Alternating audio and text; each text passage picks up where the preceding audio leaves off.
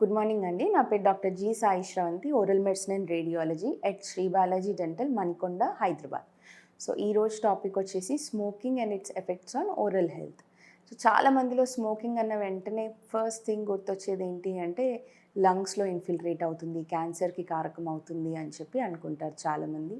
మనం ఎవ్రీడే మూవీకి వెళ్ళినప్పుడు హోర్డింగ్స్లో కూడా చూస్తూ ఉంటాము, స్టాప్ టొబాకో, స్టాప్ స్మోకింగ్ అని చెప్పి. సో ఈరోజు దీనివల్ల మనకి ఓరల్ హెల్త్లో ఎన్ని అడ్వర్స్ ఎఫెక్ట్స్ ఇస్తుంది, దీనివల్ల ఎంత మనకి డ్యామేజ్ అవుతుంది అనేది ఈరోజు తెలుసుకోబోతున్నాం. సో స్మోకింగ్ వల్ల మనకు మెయిన్గా వచ్చే కాంప్లికేషన్స్ ఏంటి, దీనివల్ల వచ్చే అడ్వర్స్ ఎఫెక్ట్స్ ఏంటి అనేది చెప్తానండి. మనకి స్మోకింగ్ అంటే మనం టొబాకో స్మోక్ చేస్తారు ఇన్ జనరల్ కామన్గా. సో ఈ టొబాకో వల్ల నికోటిన్ అనే ఒక సబ్స్టాన్స్ ఉంటుంది, దీనివల్ల మనకి అడ్వర్స్ ఎఫెక్ట్స్ అనేవి చాలా ఎక్కువగా ఉంటాయండి. సో ఇదేం చేస్తుంది అంటే మన బ్లడ్ సర్క్యులేషన్ని మెల్లమెల్లిగా స్టాప్ చేస్తూ వస్తుంది. అంటే ఈ ఓరల్ క్యావిటీలో ఏమవుతుంది స్మోక్ చేసినప్పుడు అంటే, స్మోక్ చేసినప్పుడు మనకు స్మోక్ వెళ్తూ ఉంటుంది నోట్లో కూడా మనం స్మోక్ చేసినప్పుడు. సో ఆ స్మోక్లో హీట్ ఉంటుంది, నికోటిన్ ఉంటుంది. మనకి ఈ ఓరల్ క్యావిటీలో ఉండే చర్మం ఏదైతే ఉందో ఎక్కువ పోరస్ ఉంటుంది, అంటే ఈజీగా ఏ విషయాన్నైనా అబ్జార్బ్ చేసుకునేటట్టు ఉంటుంది. సో దీంట్లో ఉండే సెల్స్లో ఏమవుతుంది, ఈ స్మోక్, ఆ హీట్ వల్ల, ఆ నికోటిన్ వల్ల పెరిఫెరల్ సర్క్యులేషన్ అంటాం మనం, ఆర్టీరియల్ సర్క్యులేషన్ అనేది దెబ్బతింటుంది. దీనివల్ల ఏంటంటే బయట కనిపించే లేయర్ మొత్తం మనకి బ్లడ్ సప్లై ఆగిపోతూ ఉంటుంది. చాలామందికి ఇది గమనించరు, ఇది నోటీస్ చేయరు. ఆ స్మోకింగ్ తర్వాత చెంపలు కానీ ఇవన్నీ హీట్గా ఉంటాయి. సెకండ్ థింగ్ ఏంటి, ఇది మెల్లిమెల్లిగా సెకండ్ స్టేజ్లో వెళ్ళే వరకు సెలైవరీ గ్లాండ్స్ ఉంటాయి కదా, వాటిలోంచి మనకి ఉమ్ము ప్రొడ్యూస్ చేసే గ్లాండ్స్, లాలాజలం ప్రొడ్యూస్ చేసి, సో ఈ వీటిని కూడా ఎఫెక్ట్ చేయడం వల్ల స్టిమ్యులేషన్ అండ్ సెలైవరీ ప్రొడక్షన్ అనేది తగ్గిపోతూ వస్తుంది. ఈ రెండిటి వల్ల మనకి మేజర్గా ఎఫెక్ట్ అయ్యేది టీత్ అండ్ గమ్స్.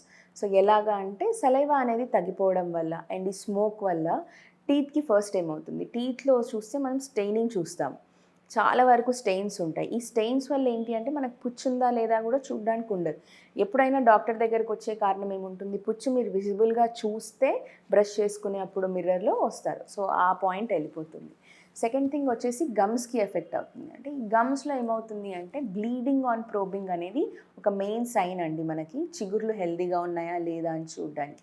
ఈ బ్లీడింగ్ అనేది మనకు ఆగిపోతుంది. సో చాలామంది ఏం చేస్తారంటే స్మోక్ చేసే వాళ్ళలో చిగురులోంచి రక్తం రావడం కానీ, సెన్సిటివిటీ కానీ ఏముండదు వీళ్ళల్లో, డైరెక్ట్గా అడ్వర్స్ ఎఫెక్ట్స్ వచ్చినప్పుడే ల్యాండ్ అవుతారు క్లినిక్లో. సో వీళ్ళల్లో ఈ బ్లీడింగ్ అనేది ఉండదు, సెన్సిటివిటీ ఎఫెక్ట్ ఉండదు, చిగురు కిందకి జారే కొద్దీ గార ఉంటుంది. నార్మల్ పబ్లిక్లో చూసుకుంటే గార అనేది మన టీత్ కలర్లో ఉండదు అండ్ ఒక టిపికల్ yellowish లేయర్ లాగా ఫామ్ అవుతుంది. కానీ వీళ్ళల్లో ఏంటంటే టీత్ ఆల్రెడీ డిస్కలర్డ్ ఉంటుంది yellowish లేయర్లో. సో ఈ గార అనే దానికి టీత్కి డిఫరెన్సియేషన్ అంత ఎక్కువగా విజిబుల్గా ఉండదు. చాలామందిలో ఆ గార టీత్ అనేది కలిసిపోయినట్టు అనిపిస్తుంది స్మోకింగ్ చేసే వాళ్ళలో. చిగురు కిందకి వెళ్ళడం స్టార్ట్ అవుతుంది, అంటే పెరియోడాంటైటిస్ స్టార్ట్ అయిపోతుంది. అండ్ దీంతో పాటు ఇంకొక ఎఫెక్ట్ ఏంటంటే మనకి నోట్లో వైట్ లేయర్స్ ఫామ్ అవుతాయి. దీన్ని ప్రీ మ్యాలిగ్నెంట్ కండిషన్స్ అంటారు, ప్రీ మ్యాలిగ్నెంట్ లీజన్స్ అని కూడా అంటారు. మెయిన్గా వచ్చేసి ల్యూకోప్లేకియా వస్తుందండి. అంటే దీంట్లో ఏంటంటే మనకి స్మోకింగ్ వల్ల వైట్ ప్యాచెస్ ఏర్పడడం ఉంటుంది. సో ఇది మెల్లమెల్లగా ఇమ్యూనిటీ తగ్గే కొద్దీ ఓరల్ బ్లీడింగ్ అనేది, అంటే పెరిఫెరల్ టిష్యూస్కి బ్లడ్ వచ్చి అందడం అనేది తగ్గిపోవడం వల్ల ఈ వైట్ ప్యాచెస్ అనేవి స్టార్ట్ అవుతాయి.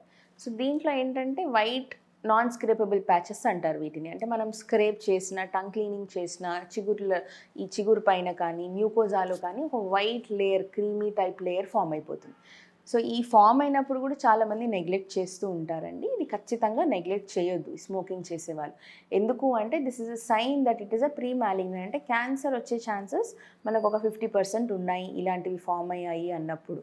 సో ఖచ్చితంగా మనం డెంటల్ క్లినిక్కి కానీ క్యాన్సర్ ఇన్స్టిట్యూట్కి కానీ విజిట్ అవ్వాలి, దీనికి చెకప్ అనేది చేయించుకోవాలి. ఈ వైట్ లేయర్స్ వచ్చినప్పుడు చాలామంది హెవీగా బ్రష్ చేయడానికి, హెవీగా టంగ్ క్లీనర్స్తో స్క్రేప్ చేయడానికి ట్రై చేస్తూ ఉంటారు. సో దీనివల్ల మనకి డ్యామేజే అవుతుంది, కానీ అది నార్మల్గా అయితే రాదండి. దానికి ఖచ్చితంగా మెడికేషన్స్, సీజేషన్ ఆఫ్ స్మోకింగ్ హ్యాబిట్ అనేది చేయాలి. సో ఈ స్మోకింగ్లో ఇంకొక ఎఫెక్ట్ ఏంటంటే కొంతమంది స్మోకింగ్తో పాటు చ్యూయింగ్ చేస్తారు, టొబాకో చ్యూయింగ్ కూడా ఉంటుంది, సెకండ్ ఫామ్ అనమాట. ఈ టొబాకో చ్యూ చేసినప్పుడు ఏంటంటే ఎక్కడో ఒక దగ్గర మనం పెట్టుకొని చ్యూ చేస్తూ ఉంటారు, పౌచెస్ అంటారు దాన్ని, టొబాకో పౌచెస్ అంటారు. సో అది ఒక దగ్గర మనకు టిష్యూ అంతా తినేస్తూ ఉంటుంది ఖచ్చితంగా ఇది. సో దీన్ని కూడా మనం కన్సిడరేషన్లోకి తీసుకోవాలి. So over a period of time ఏమవుతుందంటే ఎక్కడైతే పెట్టుకొని చేస్తూ ఉంటారో అక్కడ మనకి మెల్లగా ఒక చిన్న పౌచ్ లాగా వైట్ లేయర్ ఫామ్ అయిపోవడం, చిగురు జారిపోవడం, టీత్ మొబిలిటీ అనేది ఎటు సైడ్ అయితే పెట్టుకొని చేస్తారో అటు సైడ్ నోటీస్ చేస్తారు. దీంతో పాటు వీళ్ళల్లో సలైవేషన్ తక్కువ ఉంటుంది కాబట్టి మనకు కేరస్ వచ్చి అంటే పన్ను పుచ్చిపోయే ఛాన్సెస్ చాలా ఎక్కువ ఉంటాయి. వీళ్ళలో ఏంటి అంటే మనకి ఇప్పుడు ఈ స్టేజెస్ ఆఫ్ పెరిడాంటైటిస్ అంటాం. అంటే ఫస్ట్ గార పట్టడం, సెన్సిటివిటీ రావడం, తర్వాత మైల్డ్గా ఊగడం, తర్వాత ఎక్కువగా ఊగడం, పన్ను ఊడిపోవడం, ఇవి మనకు డిఫరెంట్ స్టేజెస్ ఆఫ్ పెరిడాంటైటిస్. ఈ స్మోకింగ్ చేసే వాళ్ళలో ఏంటంటే ఇవన్నీ సైన్స్ అనేవి పేషెంట్కి ఏర్పడవు, కనిపించవు. డైరెక్ట్గా పన్ను ఎక్కువ ఊగుతుందండి, ఊడిపోతుంది అని చెప్పి వస్తారు. సో ఇదేంటి అంటే ఇందులో బ్లీడింగ్ ఉండదు, పేషెంట్కి డిస్కంఫర్ట్ ఉండదు స్మోక్ వల్ల. అండ్ అడ్వర్స్ స్టేజ్కి వచ్చిన తర్వాత మాత్రమే వాళ్ళు గమనించగలరు. And second thing oral microflora అనమాట. మనకి ఈ ఓరల్ మైక్రోఫ్లోరా అనేది చాలా ఇంపార్టెంట్ అండి మన ఓరల్ హెల్త్ని మెయింటైన్ చేయడానికి. ఇందులో ప్రో ఎఫెక్ట్స్ ఉంటాయి, కాన్స్ ఎఫెక్ట్స్ ఉంటాయి. కాకపోతే ప్రో ఎఫెక్ట్స్ ఎక్కువ ఉంటాయి. మన నోట్లో ఖచ్చితంగా మైక్రో ఆర్గానిజమ్స్ ఉంటాయి. అవి మనం టీత్ పైన ఉన్న బ్యాడ్ పార్టికల్స్ని తినేసి మనల్ని టీత్ని కొంచెం మెయింటైన్ చేస్తాయి. ఈ స్మోకింగ్ వల్ల ఏంటంటే గుడ్ ఓరల్ మైక్రోఫ్లోరా అనేవి తగ్గిపోతాయండి కంప్లీట్గా. బ్యాడ్ ఓరల్ మైక్రోఫ్లోరా అంటే క్యాల్కులస్ ఫామ్ చేయడానికి, టీత్ క్యావిటీస్ ఫామ్ చేయడానికి, సలైవా తగ్గిపోవడానికి, వీటికి కావాల్సిన ఫ్లోరా ఎక్కువైపోతూ ఉంటుందన్నమాట. సో ఖచ్చితంగా స్మోకింగ్ అనేది స్టాప్ చేయాలండి. ఈ స్మోకింగ్లో ఇంకొక అడ్వర్స్ ఎఫెక్ట్స్ ఏంటంటే కొంతమందిలో పుచ్చులు గమనిస్తారు, వచ్చి ట్రీట్మెంట్ చేయించుకుంటారు, పన్ను తీయించుకోవడము లేదా ఒక చిన్న సర్జరికల్ ఎక్స్ట్రాక్షన్ చేయించుకోవడము ఉంటుందన్నమాట. సో వీళ్ళలో ఏంటి అంటే పన్ను తీయించుకున్న తర్వాత ఖచ్చితంగా మనం 3 to 5 days వరకు స్మోక్ చేయొద్దు అని చెప్తాం.